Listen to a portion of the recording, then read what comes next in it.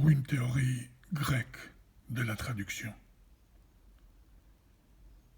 Après avoir mentionné les 3 obstacles que doit surmonter la traductologie en Grèce, les 3 conditions négatives qu'elle doit remplir, il est temps de préciser et d'argumenter ce que l'on veut exactement dire par théorie grecque de la traduction. Quels sont les 2 buts que se fixe la science de la traduction dans son rencontre avec la langue grecque? La théorie est grecque quand elle concentre son attention sur les particularités de la langue grecque, diachroniquement et synchroniquement, quand elle s'inspire et retire des leçons de l'histoire, de la pratique et de la problématique de la traduction en Grèce, quand elle tente de donner des solutions et propose des orientations à prendre concernant les problèmes auxquels fait face aujourd'hui la traduction en langue grecque.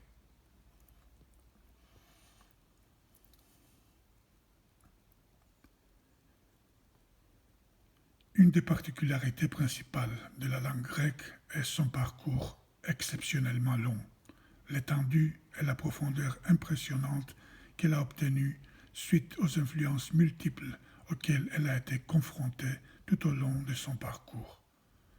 La traduction en grec respectant le génie de la langue cible peut et se doit d'épuiser de ces longs chemins historiques des choix qui peuvent être intégrés et assimilés par le système de la langue démotique néo-hellénique, des choix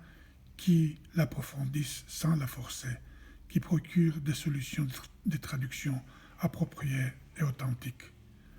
À notre époque, le grec est une langue à faible diffusion et à production originale limitée, plus particulièrement dans le domaine des sciences, puisqu'en littérature, et plus particulièrement en poésie, sa présence reste importante internationalement.